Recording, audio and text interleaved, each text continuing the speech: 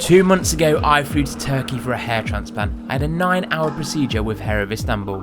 In this video, I shall be providing an update and show you what my hair looks like now. If you learned something or benefit from this video, please consider hitting like and subscribing to my channel. Let's dive into the update. Hi, I'm Dan and welcome back to my channel. Over the last couple of months, I've been sharing my hair transplant journey. So you might have seen a video on my actual procedure where I documented for about 20 minutes on video all of the different stages during my operation day. So there's clips of me on the actual operating table and you can really see some gory details. I've done other videos about what it was like in Istanbul and I've done a video about removing the scars. So right now I am 2 months in post-operation and I'm starting to see my results come through. A lot of people have been asking me about the pain that I've been going through, so there hasn't actually been too much pain. The worst pain was the injections hurt slightly, but they were only for a few minutes because they put the injections in the front and into the back. To start with, they put them in the back to extract the grafts, and then when they put the hairs back on top, they numb the area on top. So they weren't too bad, and the stinging only lasted for maybe 30 seconds to a minute, and then the head was very numb, which was quite a weird experience. And then post-operation, there was a bit of pain on the first night. It was more being uncomfortable rather than pain because the bandage was so big on the back and I had a neck pillow on as well. But other than that, it's been fine. When I removed the scabs, it didn't really hurt. It was a little bit irritable, but I just kind of used the palm of my hand and was a little bit, not forceful, but put a little bit of pressure down to remove the scabs, but that was fine. There was no blood and it didn't really hurt. And then going forward, over the last 8 weeks or so, it's been fine. There's been a little bit of itchiness, which I've tried to resist itching, but yeah, I find myself rubbing my head quite a bit, which is actually supposed to be quite good for the blood flow, but no, it hasn't been too bad. And then thinking about how many interactions I've had with the clinic itself, they've always been there. If I'd have had a message or any questions, I can send them a WhatsApp message and then they've got straight back to me.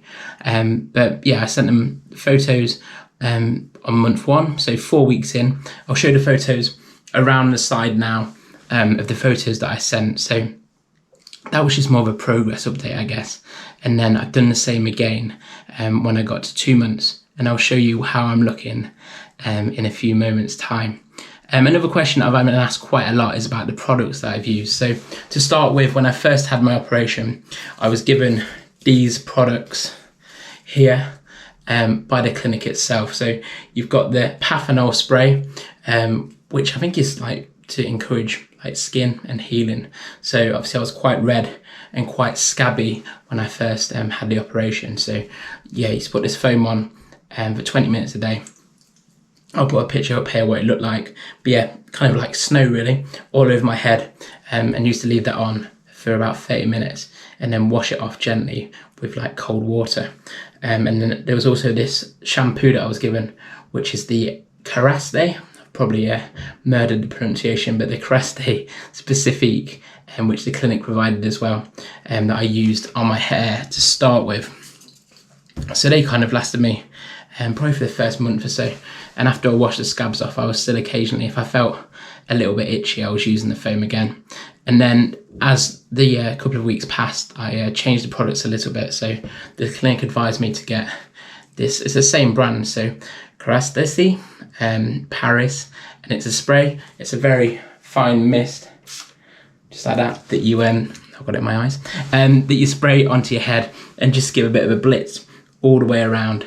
And I've been doing that once a day. And they also advise to take biotin tablets, which encourage healthy nails and healthy hair as well. So they weren't too expensive, the tablets.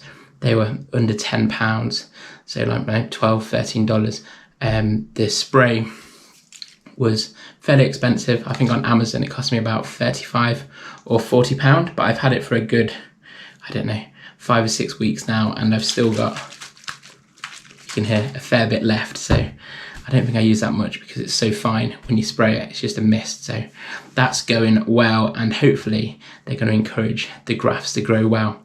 So yeah, let's do a bit of a reveal. So it started growing back, and when I first scrubbed the scabs off, it looked quite good because all the hair was intact. It was very short grafts, and yeah, it just looked like I'd shaven my head really.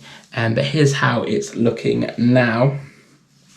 So I've had the side of the hair up to kind of this area cut twice, and I'm probably going to get it done in the next few days, just because it's getting a little bit longer. So the hair on the side will obviously grow back at kind of like its normal rate. So you can see that it's growing back quite nicely. But yeah, like I say, I just have it kind of like faded up, just so it blends in a little bit more with the top, which is a little bit lighter. And you can see the same on the other side as well. And then on top, it started to fall out a little bit, which they kind of call the ugly duck stage, which I was semi-expecting. But you can see if you look carefully, it's probably a little bit thinner here and here. But you've got to remember that before I went to Turkey 2 months ago, I didn't have any hair there. So that is like new hair completely. But some of the older hair that would have been there before, kind of in the middle and at the sides here at the back, it's coming through quite strong. But I'll go in a little bit closer and you'll see the photos around the side as well. Here are some photos of the back. The back is a little bit worrying because it's still very thin, but I know 2 or 3 people who've been to Hair of Istanbul to have their hair transplant and get their hair done, and they both said that yeah, the hair at the back does tend to grow in a little bit slower, because it does look a little bit scary at the minute, and it does worry me a little bit, but I'm being told to trust the process. So no, a quick update, I'll provide one every month or so just to show you how it's going, but there hasn't really been too much difference since it started growing back and coming through. But you can see a little bit of loss, and it's looking a little bit thinner on top at the minute. So yeah, I'll keep recording these videos because I know people have been asking me lots of questions and people have been finding them helpful. So yeah, if it's helping you, then that's a good thing. But no, I don't regret my decision to go to Turkey. I think it's done like the world's good for my confidence. I already feel more confident already, because before, when I had, if you go back to my earlier videos, all the length of hair just here and nothing on top, I'd be like quite worried just to even like go outside the front door in case a neighbour saw me. But even though I know it doesn't look really great at the minute, I feel a lot better, and I'm just embracing it because I know over the long term it will get a lot better. So no, but if you enjoyed this video, don't forget to let me know your thoughts and your comments below. Hit subscribe because there's more videos to come about my hair journey, and there's also links to the videos that I've already done.